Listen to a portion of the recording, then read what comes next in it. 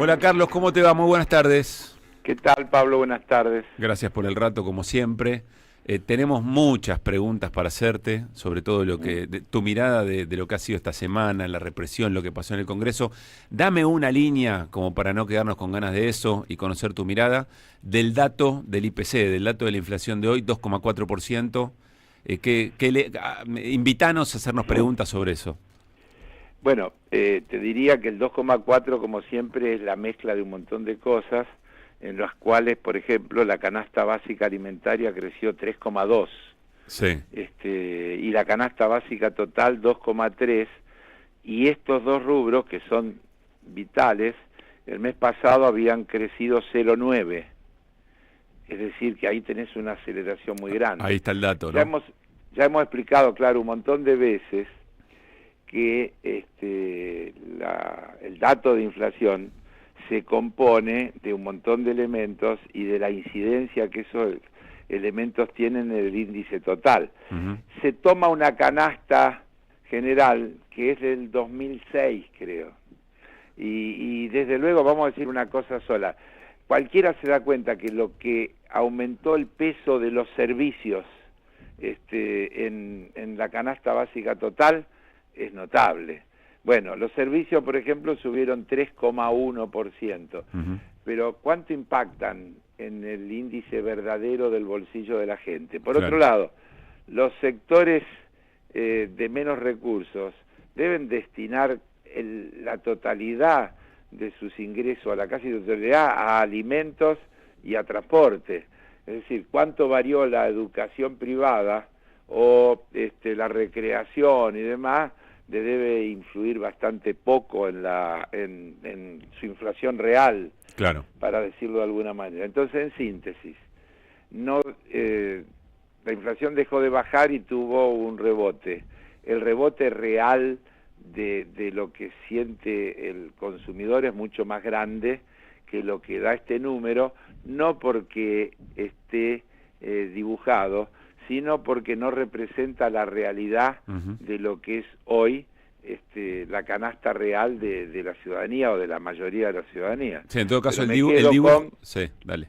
3,2 de canasta básica total, es el decir, alimentos y bebidas no alcohólicas, 3,1 servicios.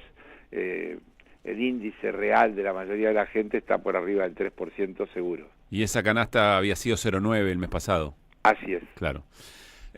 A ver, Carlos, ¿cómo estás procesando esta hora, después de algunas horas transcurridas, el gobierno y sus explicaciones y sus relatos sobre el miércoles? Arrancá, si querés, por lo de adentro, por lo de afuera, como vos quieras.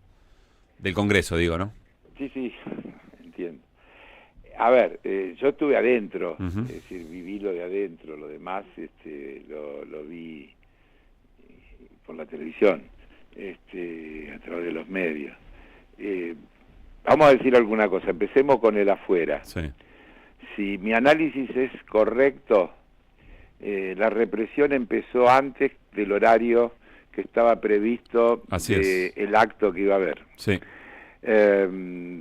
Según me dicen a mí, gente de mi confianza, en ese momento se estaban acercando al Congreso dos grandes columnas que hubieran generado un acto de una gran magnitud en la Plaza de los Congresos, y que la intervención de la Fuerza de Seguridad, porque no es de la policía, de la Fuerza de Seguridad, cambió el foco rápidamente. Así es. Nosotros lo estábamos viendo en vivo, estábamos viendo eso en vivo. Si el foco de repente era la represión, lógicamente había que darle cobertura a eso, claro, pero bueno, muy fuera de escena, y ya te diría, después de Luisa Espeña, Avenida Mayo Luisa Espeña, ahí había una concentración muy importante de gente que seguía llegando.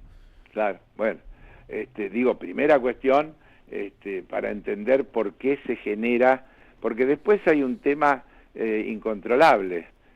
Yo no tengo elementos y sería bueno que se pudiera investigar en serio, pero una vez que se desató la represión, cómo reacciona la gente, el que tira una piedra, el que corre, el que empuja, todo eso es ya medio incontrolable. El asunto es, primero, yo iría un poquito más atrás. Hemos naturalizado un protocolo que hizo la ministra de Seguridad, que está por encima de la Constitución y de las leyes. Sí. Está bien mencionar eso. O sea que lo pregunté, Carlos. Hubo un juez que lo declaró inconstitucional, hubo una Cámara que se lo devolvió. Hoy lo tiene la Corte, hace más de un año que está eso vigente.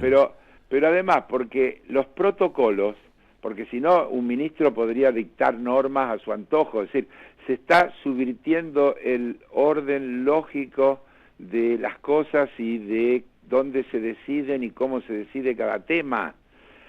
El protocolo es una norma para dentro de la fuerza de seguridad, de las cosas que las fuerzas de seguridad tienen que respetar para no violar las leyes.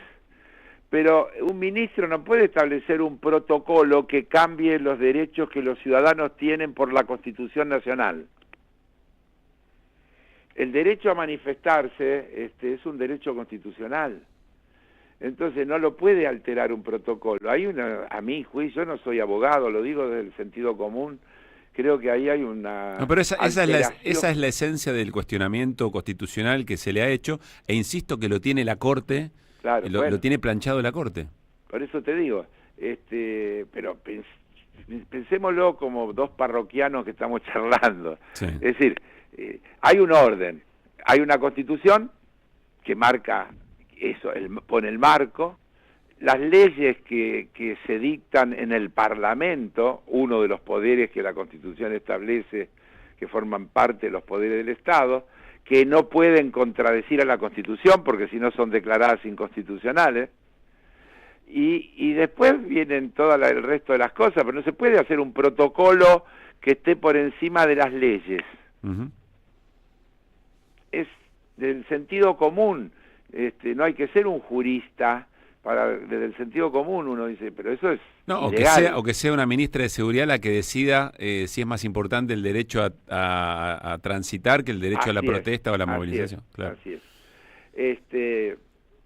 Eso dicho por un lado. Entonces después uno ve todas las cosas que pasaron y demás y te das cuenta que el gobierno tiene la firme decisión que hoy el presidente ratificó en la Expo Agro, de doblar la apuesta sin límite, como lo hace en otros terrenos, no solo en el de la circulación o de la protesta popular, sino también en el campo de las leyes y de los decretos, es decir, con el decreto de necesidad y urgencia respecto del endeudamiento, es decir, hay como una constante de aceleración respecto de, digamos, la constitucionalidad, la división de poderes, etcétera, etcétera, que está siendo cada vez más dejado de lado o considerado formal o como demoras innecesarias,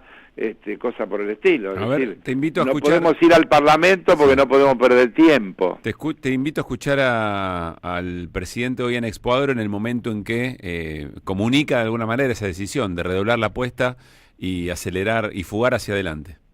No casualmente mi eslogan coincidía con alguien que compitió conmigo y que su grandeza permitió que se sumara a este gobierno, que era en materia de seguridad, el que las hace, las paga. Los buenos son los de azul y los hijos de puta que andan con trapos en la cara y rompen autos, queman autos y amenazan a toda la gente porque no quieren perder sus curros, esos son los malos y esos son los que tienen que ir presos y los vamos a meter presos. Vamos a defender a la República porque no es que vienen contra mí, vienen por ustedes, yo solo estoy en el medio. ¿Vos acá escuchás fortaleza o escuchás debilidad en el presidente, Carlos?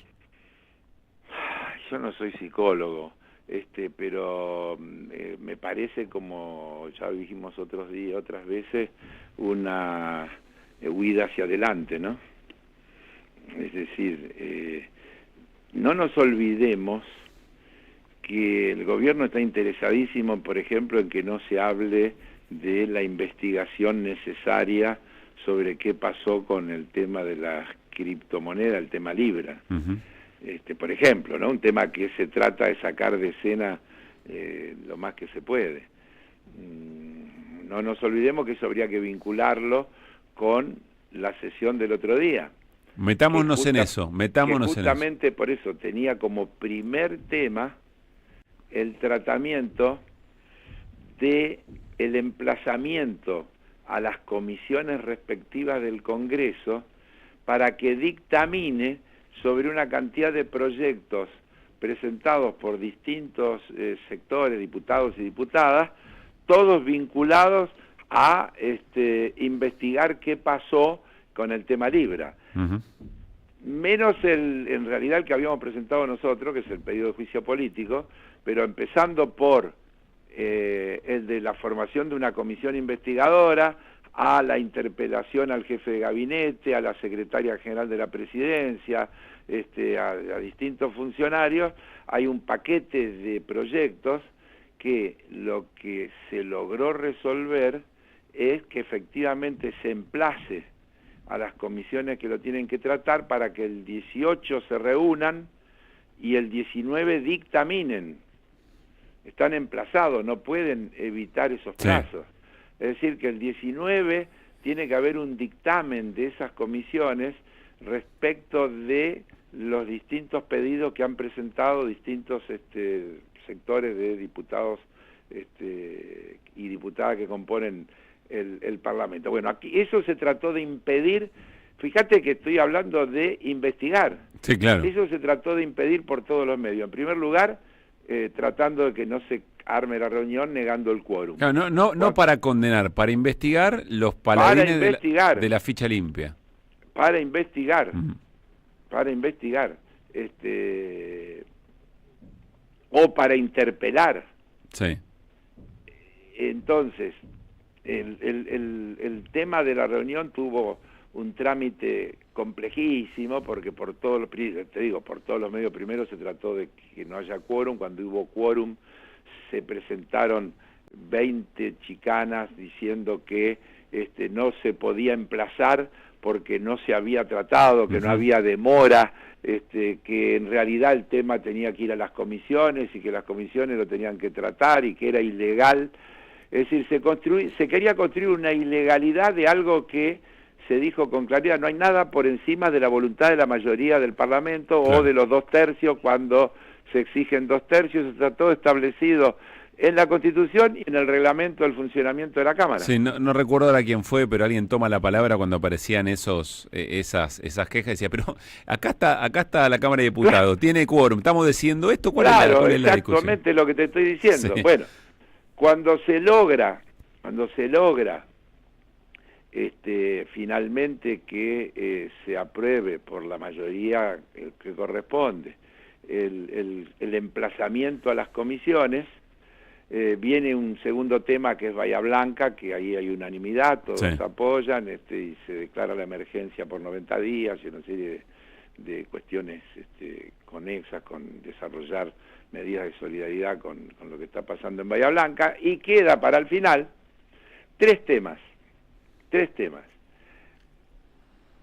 La anulación de la delegación de facultades al presidente, la prórroga de la moratoria previsional, y el tercer tema que me está faltando es la ratificación de las autoridades de la Comisión de Juicio Político. Otra vez el oficialismo y el PRO esencialmente tratan de vaciar la reunión, ahí se produce todo tipo de cosas, las que incluyen las trompadas entre algunos diputados y el vaso de agua y la actitud de una diputada que va a exigirle a otras diputadas que se levanten y que no den quórum, mediante amenazas y cosas por el estilo. Todo eso está filmado, lo hemos visto todo por televisión, y en un momento dado el presidente de la Cámara, hay 128 sentados, porque yo voy a decirlo como es, el presidente de la Cámara efectivamente aprovecha un momento, porque había gente que se paraba porque sonaba el teléfono, cosa por el estilo, hay 128 sentados, hacen falta 129, y levanta la sesión. Dice, no hay quórum, se levanta la sesión. ¿Qué es lo que pasó ahí? Y creo que es sumamente reprobable la actitud del presidente de la Cámara. eso no funciona así. Cuando se va a generar una votación, incluso el presidente dice, le pido a los diputados y las diputadas que tomen asiento, que se identifiquen, Sí. porque siempre hay diputados parados hablando con Claro, otro, a alguno claro. le sonó el teléfono y se paró para hablar por teléfono. Pero no quiere decir que no esté ahí dando quórum, digamos. Claro, y dice, Sí. pero además el presidente actual, el presidente Martín Menem de la Cámara, lo hace así y lo hizo en esta misma reunión en los temas anteriores. Bueno, queda un orador, les voy a pedir que se vayan identificando porque luego de esta intervención se va a votar. Nadie dice, mira el tablero, ve 128 y dice, no hay quórum, se levanta la sesión. Claro. Porque además había varios diputados en el recinto de pie, insisto, hablando por teléfono, uno solo que se sentaba, había quórum. Y eso provoca la reacción de muchos de los diputados. Déjame hacerte una pregunta. La caracterización vista desde adentro es muy valiosa, es muy importante para terminar de entender. Quiero hacerte una pregunta. Ayer, creo que lo decía Daniel Tagnetti, usaba una metáfora que me gustó. Decía, bueno, es tiempo de ir a trabar más fuerte, una metáfora futbolera. Traben fuerte, muchachos, decía Daniel, ¿no? Voy a traducir yo voy a hacer una pregunta como periodista y vos contestarás con tu responsabilidad como legislador. ¿No es momento de cuestionar la autoridad de Menem al frente de la Cámara? Frente a algo tan flagrante como esto. ¿O cómo hacen para volver a trabajar el próximo miércoles en sesión y como si no hubiera pasado nada? El cuestionamiento al presidente fue a viva voz planteado el otro día en la propia reunión. Y en el comunicado también, pero no y en el comunicado también del espacio nuestro, de nuestro bloque. Por lo tanto, está claro lo que nosotros pensamos. Desde luego, siempre volvemos a una cosa y lo voy a decir de vuelta. Siempre es más fácil opinar que hacer, porque para hacerlo tenés que construir mayorías. Y sin mayoría no se puede, porque no podemos ir pegarle un martillazo y cambiarlo. Tenés que tener una mayoría que esté dispuesta a hacerlo. El otro día hubo algunas cuestiones que pasaron, como esos diputados y diputadas que se quedaron sentados, que marcaron una pequeña fractura de algo que hasta aquí venía funcionando de otra manera. Ahora, esos que se quedaron sentados, ¿es porque cambiaron de actitud o, por ejemplo, algunos se quedaron sentados porque estaban interesados en uno de los temas, que es la ratificación de las autoridades de la Comisión de Juicio Político, y por eso tenían que forzosamente dar quórum? Pero eso no me garantiza que van a votar a favor en otro tipo de cuestiones. Entonces, para cambiar al presidente de la Cámara, tiene que existir una mayoría que esté dispuesta a ir en ese sentido.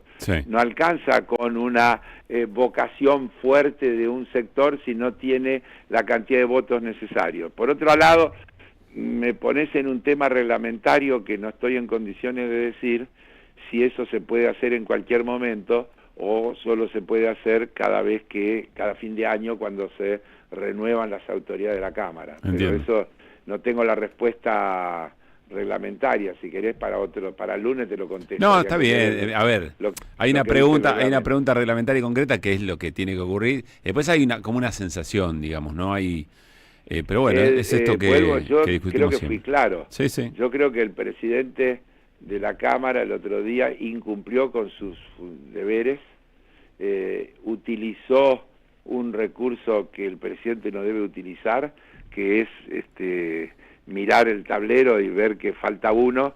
Quiero decir que en el tema de las autoridades de la Comisión de Juicio Político es un conflicto que está planteado con el presidente de la Cámara, que fue quien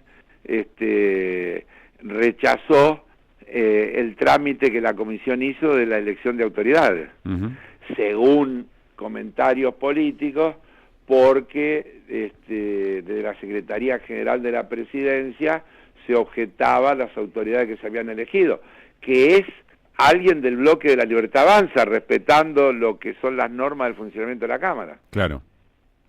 Porque no es que se eligió a alguien de Unión por la Patria.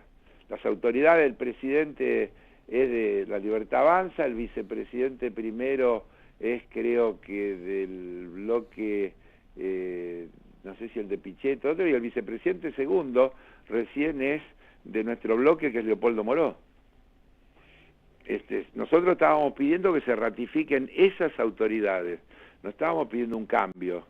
Y creo que algunos de los que se quedaron sentados, entre ellos el diputado Rago, que no te olvides que era el presidente del bloque, y por este tema lo expulsaron de la presidencia del bloque, y él armó un bloque separado. Uh-huh. Es decir, que esto tiene una historia del funcionamiento del Parlamento, ¿no? Bien. Bueno, Carlos, por supuesto que siempre hay una dinámica de todos los días y hay que ver cómo se dan las cosas, pero ¿qué semana se cierra, no? Para cerrar, una reflexión, decíamos, todo arranca con Bahía Blanca, el sentido de la obra pública, la prevención, amortiguar, bueno, todo lo que eso significa. La movilización, que en el fondo lo que tiene es una sociedad, como vos siempre planteás, que le pone límite, la resistencia de los ajustados, a uno, que los jubilados cobren miseria, dos, que los caguen a palos, tercero, la represión, y cuarto, la dinámica propia institucional. Va conformando una... No sé cómo separo la represión con que los caguen a palo, pero no importa. No, tenés razón, sí. No, quiero decir que la movilización fue para no seguir naturalizando que lo fajen miércoles a miércoles quiero decir, a los claro, jubilados. y que todo este intento de decir que fue un tema de las hinchadas y de la barra brava y demás, intenta ocultar que realmente hubo un acompañamiento a este reclamo que todos los miércoles hacen los jubilados, muchísimo más grande que el que viene habiendo habitualmente. Y creo que ese es el dato positivo que hay que rescatar. Desde luego, yo escuchaba ayer a un colega tuyo, que había estado en la marcha, y que decía, y yo no sé si el miércoles que viene me animo a ir, porque la represión tiene dos sentidos. Uno, actuar sobre lo que está sucediendo en el momento, y otro, condicionar lo que tiene que suceder hacia adelante. Sí, claro. Entonces, ojalá y la respuesta ciudadana el próximo miércoles sea reforzar esto que pasó este miércoles y haya más ciudadanía acompañando a los jubilados, creciendo en la protesta. Y entonces estaremos en el sentido y en el lugar adecuado. Carlos, sí. Pero bueno, las dos CTA ya dijeron que van a ir y eso le da una organicidad importante. Pero la represión, insisto, tiene un efecto sobre lo inmediato, pero también tiene un enorme efecto sobre lo mediato.